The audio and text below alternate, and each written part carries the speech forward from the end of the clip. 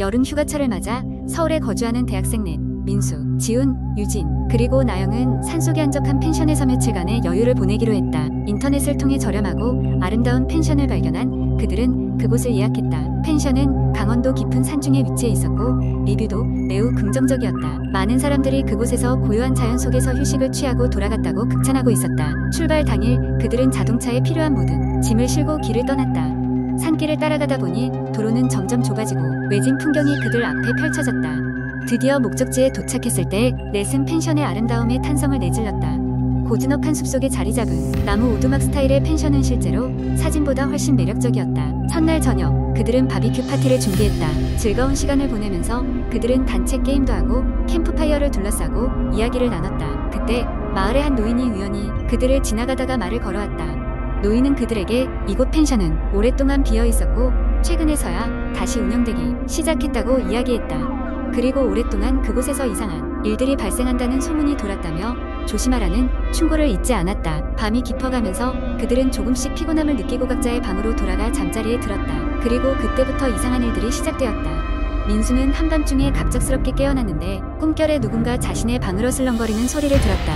그는 불안한 마음에 일어나 불을 켰지만 방 안은 아무 이상이 없었다. 그러나 창밖을 바라본 그의 눈에 낯선 여인의 희미한 형상이 보였다. 그것은 금세 사라졌지만 그의 마음은 한없이 불안했다. 다음날 아침 민수는 그 일을 친구들에게 말했지만 모두가 그것을 이상한 장난으로 여기거나 피곤해서 착각한 것일 거라며 대수롭지 않게 넘어갔다.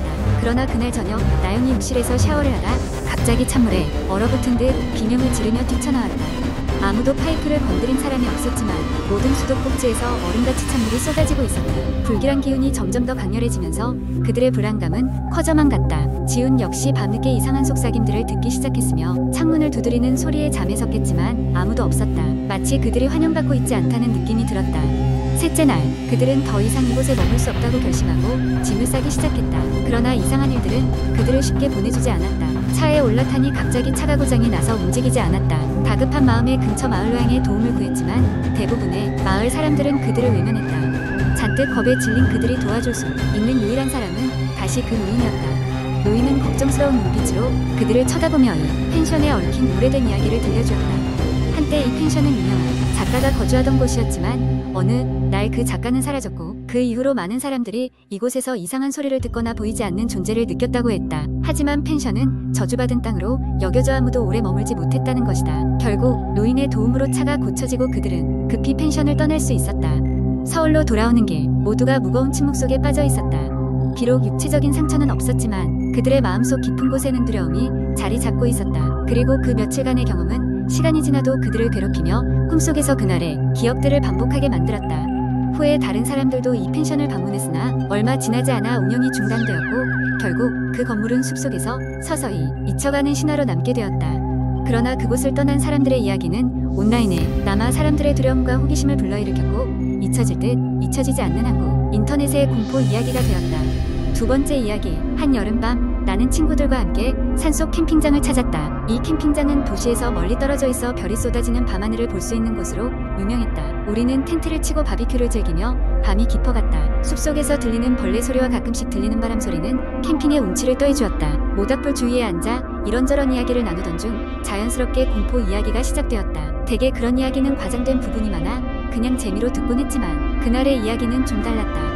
현지 주민들이 종종 이 주변을 피해야 한다고 경고하는 이유에 대한 것이었다. 바로 숲속에 홀로 남겨진 채 발견된 소년의 이야기였다. 오래전 이 주변 마을에서 한 소년이 사라졌다. 마을 사람들은 그를 찾아 여러 날을 수색했지만 끝내 찾지 못했다. 그리고 몇 년 후 지금 우리가 캠핑을 하고 있는 이 숲에서 그 소년의 유해가 발견됐다고 한다. 더 섬뜩한 것은 소년이 혼자가 아니었다는 것이다. 그의 주변에는 여러 명의 미스테리한 인물들의 흔적들이 남아 있었다고 한다. 발견 당시 소년의 손은 마치 누군가에게 도움을 청하려는 듯한 형상이었다. 이야기가 진행될수록 주변의 숲은 점점 더 어두워지고 우리에게 뭔가가 다가오는 듯한 느낌을 주었다. 그때 주변 숲속에서 바스락거리는 소리가 들려왔다.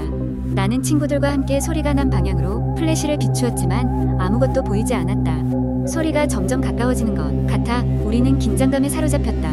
그 순간 우리의 플래시 빛이 닿은 고새하얀 소년의 형상이 나타났다.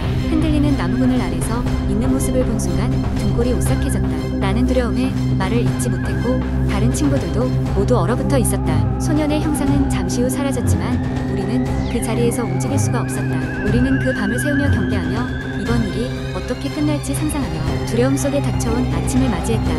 그날 이후 우리는 그 소년의 정체에 대해 아무도 설명할 수 없었지만 그날 밤의 경험은 평생 잊을 수 없는 기억으로 남았다. 그리고 우리는 다시는 그 숲에 캠핑을 가지 않겠다고 다짐했다. 사람들은 여전히 그 숲을 소년의 숲이라 부르며 밤이 되면 마치 누군가의 도움을 기다리는 소년의 울부짖음이 들린다고 한다.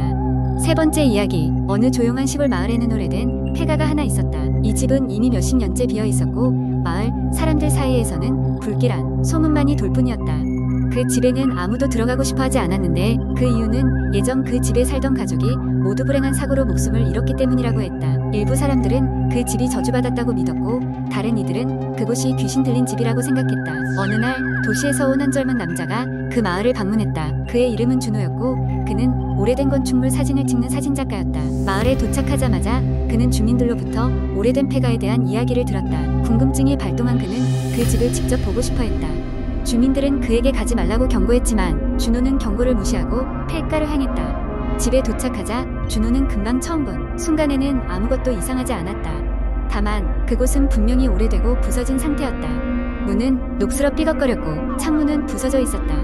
그는 집 안으로 발걸음을 옮겼다. 우선 거실로 들어선 그는 먼지가 수북히 쌓인 가구들과 벽에 걸린 낡은 사진들의 시선을 주었다. 사진 속 가족들은 행복하게 웃고 있었지만 그 미소는 뭔가 섬뜩하게 느껴졌다. 갑자기 2층에서 무언가가 바닥에 떨어지는 소리가 들렸다.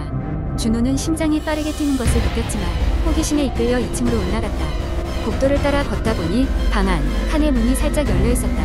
그 문 틈으로 희미한 빛이 새어나왔다. 준호는 조심스럽게 다가가 문을 열고 방 안으로 들어섰다. 방 안 중심에는 낡은 나무 책상이 있었고 그 위에는 옛날식 전화기가 놓여 있었다.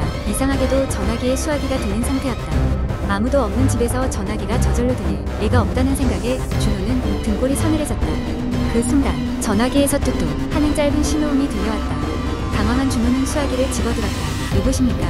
조심스레 물었지만 아무 응답도 없었다.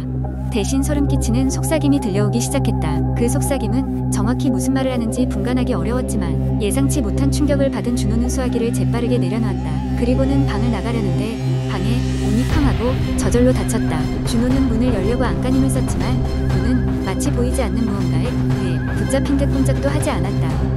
그때 방의 조명이 깜빡거리며 불이 꺼졌다. 암흑 속에서 그는 폐가에 대한 마을 주민들의 경고가 왜 그토록 진지했던 것인지 비로소 깨달았다.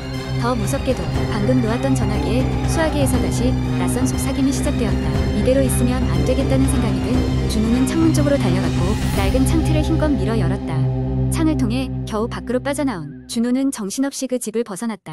뒤도 돌아보지 않고 숲길을 따라 달려 마을로 향했다. 이후 준호는 그날의 경험을 누구에게도 말하지 않았고 다시는 그 마을로 돌아가지 않았다. 시간이 흘러 그 폐가는 여전히 마을의 한가운데 남아있었고 그 집에 대한 소문은 점점 더 기묘하게 퍼져나갔다. 몇몇 용기 있는 사람들이 폐가를 조사해보려고 했지만 아무도 그 안에서 오랫동안 머물 수 없었다. 준호는 지금도 가끔 그때 그 속삭임이 꿈에 나타나 자신에게 말을 걸 때 깊은 한숨과 함께 잠에서 깨어나곤 한다. 그 집의 저주는 정말인지 아니면 그의 상상인지 여전히 알 수 없었다. 네 번째 이야기. 한적한 시골 마을의 오래된 대학교. 그 대학교의 자랑인 도서관은 커다란 철문으로 닫혀 있었고 사람들은 이곳에서 이상한 소리를 들었다고 수군거렸다. 어느 날 도시에서 온 몇 명의 학생들이 공포체험을 하기 위해 도서관에 들어가기로 했다. 그들은 철문을 겨우 열고 도서관을 탐험하기 시작했고 중앙홀에서 책장 뒤에서 들려오는 도와주세요 라는 목소리를 듣게 된다. 민수, 지연, 진우는 공포에 질려 도망치고자 했지만 민수는 계속 탐험하자고 주장한다. 그들은 비밀의 문을 발견하고 지하로 내려가게 된다. 지하방에서는 한 학생의 일기장을 발견하는데 그 일기에는 도서관에 있는 무서운 존재의 이야기가 담겨 있었다. 방 안에 차가운 바람과 함께 아이의 울음소리가 들리기 시작하고 그들은 문이 열리지 않아 갇히게 된다. 갑자기 그 무언가가 나타나고 학생들은 이 오래된 대학에 어두운 비밀에 휘말리게 된다. 이후 친구들이 그들을 찾으러 오지만 그들은 어디에도 없었다. 도서관은 여전히 이상한 기운을 가지고 있으며 마을 사람들은 밤마다 문과 창문을 잠근다. 그리고 가끔씩 도와주세요 라는 목소리가 들린다.